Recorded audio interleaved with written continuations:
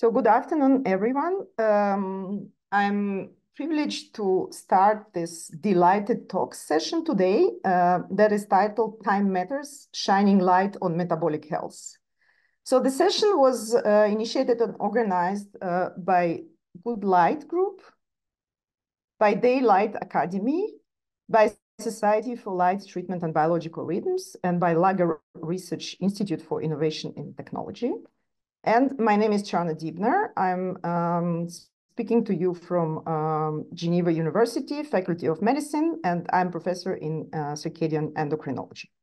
So welcome to the 7th edition of the deLIGHTed Talks. So myself, I'm also representative of deLIGHTed Academy, who is one of the organizers today.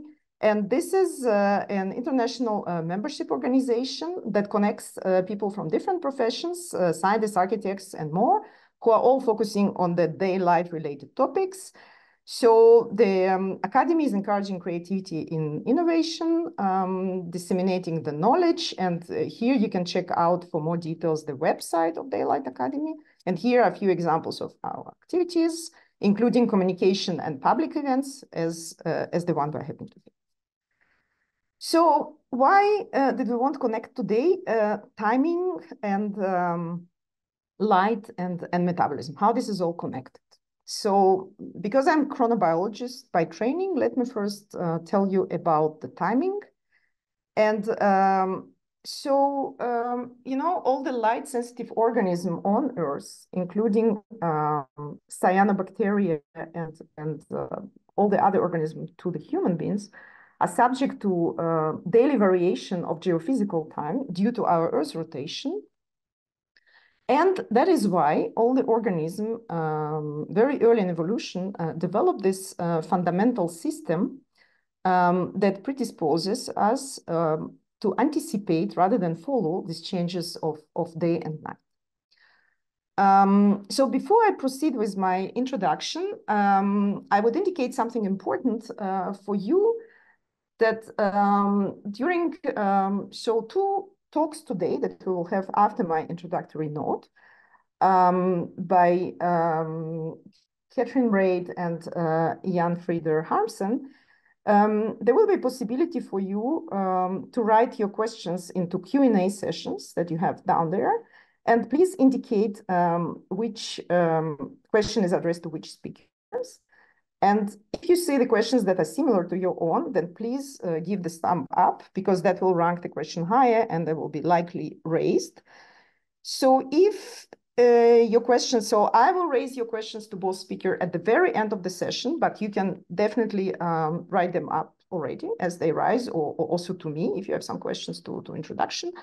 So if your question was not covered during the session, then you will get all the responses along with the recording of this session within the week or two time via the email that you registered in. And also, so one thing I would like to draw your attention, I mean, we will kindly ask you to fill the survey that will come up in the end that you will receive, so for our feedback. So now back to my circadian activities. So this circadian or timing system, actually the term is coming from Latin circadian, which means about a day. That comes to tell us that this system is telling us the time only approximately and has to be readjusted every day. So how do you know, why would you believe me that you have this anticipatory system? One good example is jet lag, right? That you all, or most of you, experience when you go through the time zones. And it's not that when you go out of the plane, when you travel overseas, you adjust immediately to the new cycle of day and night. It takes you typically a few days, depending on the change of the time zone, right? So this is one example of how you feel that you have this intrinsic timing system or circadian system. Another example is chronotype. So even if you are not traveling overseas, some of you may look this way when you go to the early morning meetings, right? And actually, chronotype is how early or how late you are is genetically predisposed, right? And you can go to this questionnaire and fill it and realize and basically quantify your own chronotype. So I can tell you also straight away why this knowledge of chronotype is very important for our today discussion, is that even if you're not traveling oftentimes overseas, or if you're not working in shifts, you might be subject of what we call chronic social jet lag, and I will explain you in a second what does that mean. And this chronic social jet lag, this one example, if you are very late chronotype, but have to go daily to the early meeting for your work, then you would be chronically jet lagged as well. And we will come to this in a minute. So I would like to share with you the rich history of this subject that is actually not very new. It was pioneered almost 3 centuries ago by extraordinarily French scientist Jean-Jacques d'Orthous de Meyrin, who discovered that in the plant Mimosa pudica, that opening and closing its leaves following the sunlight, the daylight. So he came up with a genius and simple experiment. He put the plant into the dark room in the absence of sunlight. And actually, he realized that Mimosa was keeping closing and opening its leaves, as you could guess, with a cycle of about 24 hours. So that was actually the first demonstration of the intrinsic rhythms in the plant. And so it goes. So then in 1971, genius forward genetics experiments in the fly Drosophila melanogaster by Seymour Benzer and Ron Konopka led to the cloning of first what we call circadian clock gene with the name period. So basically this one gene defined the whole behavioral rhythms of the fly Drosophila. And then the experiments by Benzer and Konopka were following by pioneering experiments by Michael Rosbash, Jeffrey Hall, and Michael Young that were awarded with Nobel Prize in Physiology and Medicine a few years ago. Now, the mammalian era of molecular clocks was launched by Joe Takahashi, who is still very active in Southwestern University. And so Joe discovered the first mammalian core clock gene with the original name clock.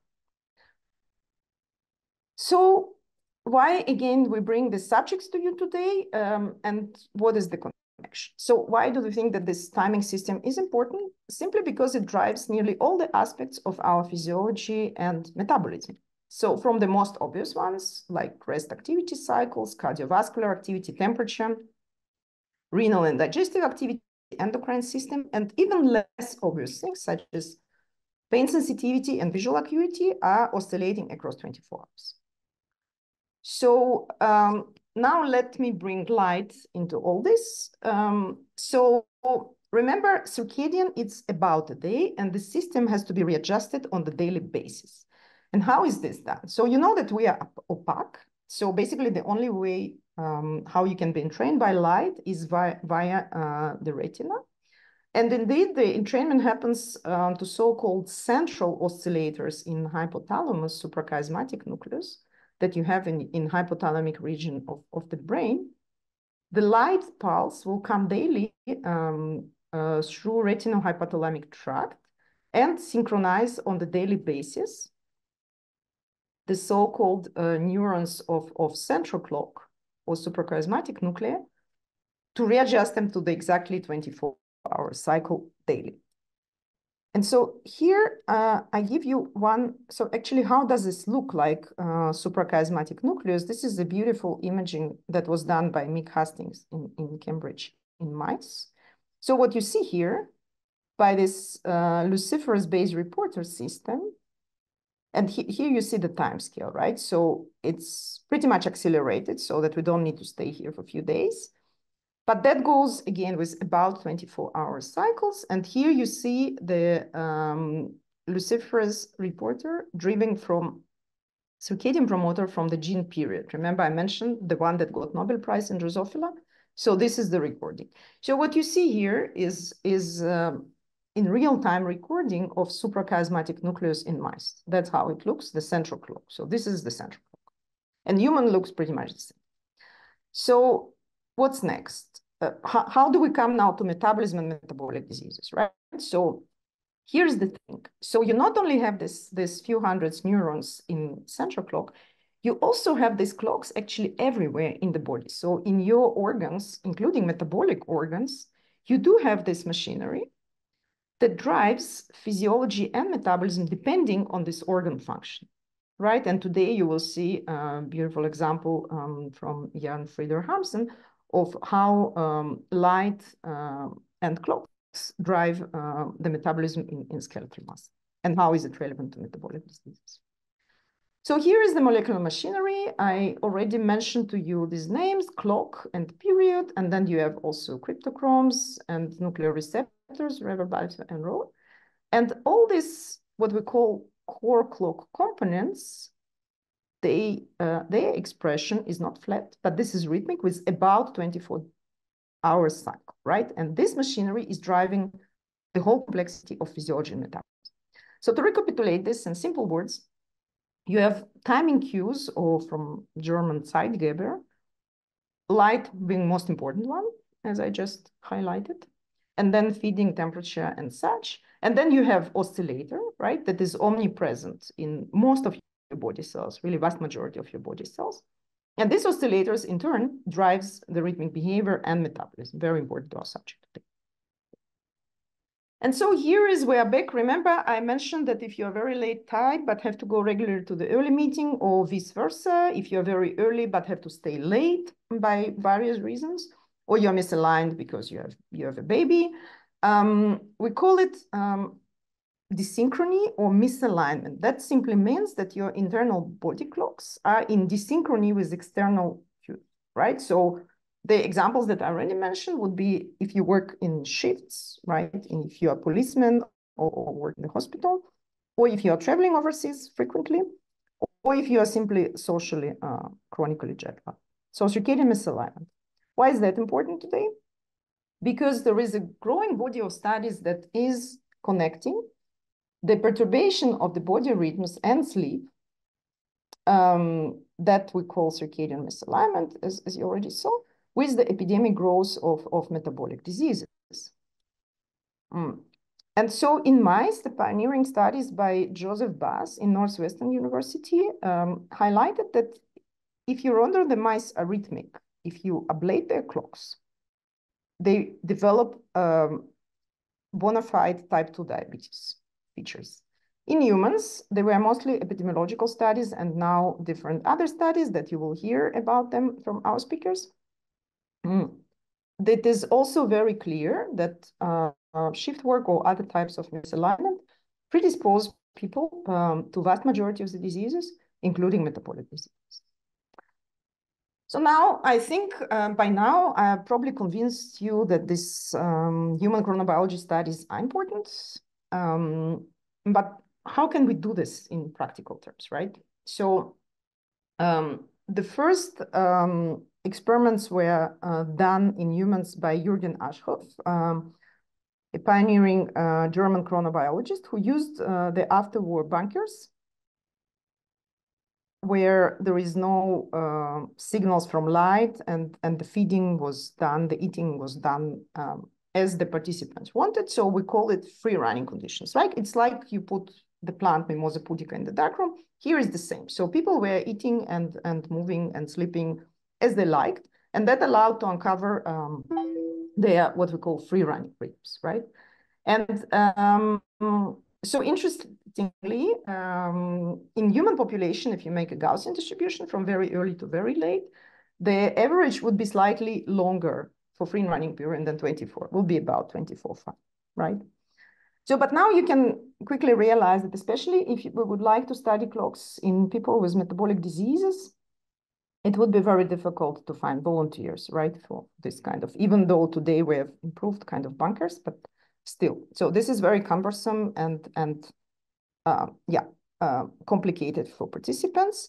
So we have developed various wearables, for example, actigraphy, and you can measure glucose continuously. There are questionnaires like the one I have just shown you that you can fill in for well-being, sleep, chronotype.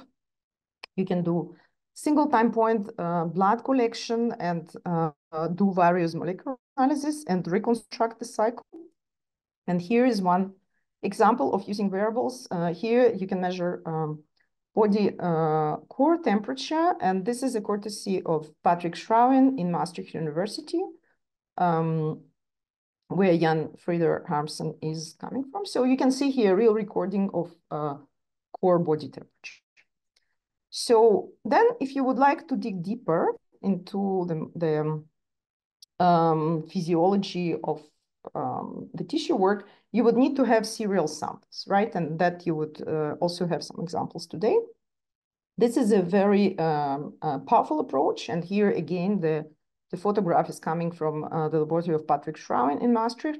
And this is the design, kind of simple design of our own study that we published in Serial Skeletal Muscle Biopsies a few years ago.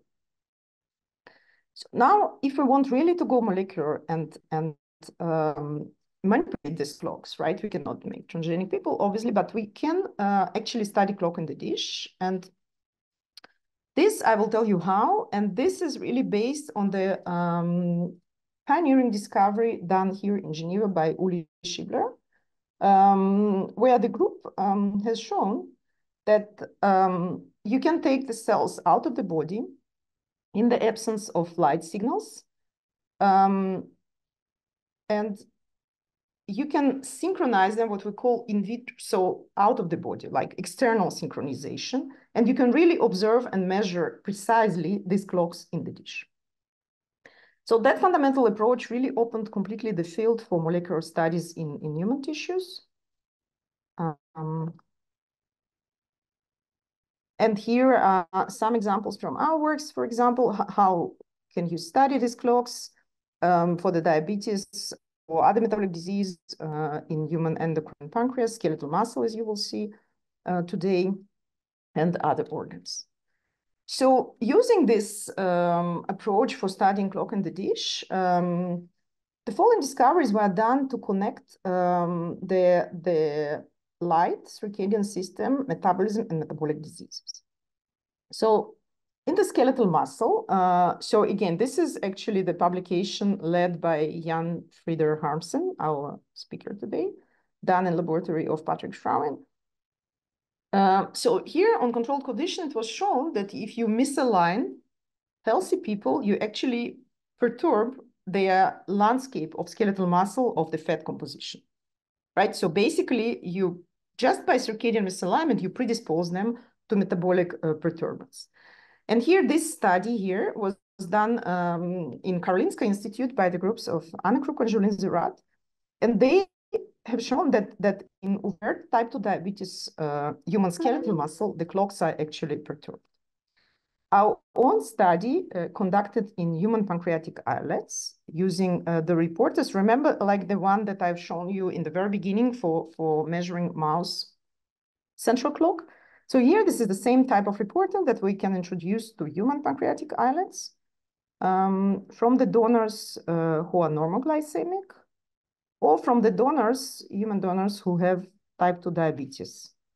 And there, what we could see after quantification, and we can even do it in a cell-specific manner in human islets. So you can even see it by eye. You know, this is, of course, accelerated again, because the whole thing is lasting 72 hours. For measuring something with a period length of 24 hours, you have to accelerate here. But you can see even by eye that the clocks in type 2 diabetes milieu are really dysregulated. And so why would this be important for metabolism? You see here the fat composition and landscape of skeletal muscle in humans were perturbed. And here the insulin secretion was not only low, that we know in type 2 diabetes, but it was also flat. It was not oscillatory. So now when I sort of sensibilized you that there is a connection between light, clocks, metabolism, and metabolic diseases, what can we do about this potentially? And there is the whole new dimension developing in the field, is that you can kind of boost or resynchronize your clocks, either as prevention or just simply part of your healthy lifestyle, or even perhaps therapeutic approach for type 2 diabetes, as you would see today. And so you can do it by synchronizing clock by different eating schedules, by timely scheduled exercise. And today our focus will be on how you can boost your clocks by timely light schedules. So with that, I would like, without any further ado, to introduce our speakers. So we have two fantastic speakers today. So Katrin Wright is speaking to us from the Division of Sleep Medicine, Northwestern University, Feinberg School of Medicine. And she's Associate Director of the Circadian Rhythms and Sleep Research Program, the Center for Circadian and Sleep Medicine, and the Center for Sleep and Circadian Biology in Northwestern University. So Katrin is talking to us from Chicago. So she's perhaps slightly misaligned today. And the topic of her presentation would be from the real world to the lab, why light matters for metabolic health. Our second speaker today is Jan Frieder Harmsen, who graduated recently in Maastricht University in the laboratory of Joris Hoeks and Patrick Schrauen. And he's now at the University Hospital at Aachen in Healthy Living Spaces Lab. So Frieder will tell us about diabetes in the daylight and metabolic benefits through natural office light. Great, thank you so much.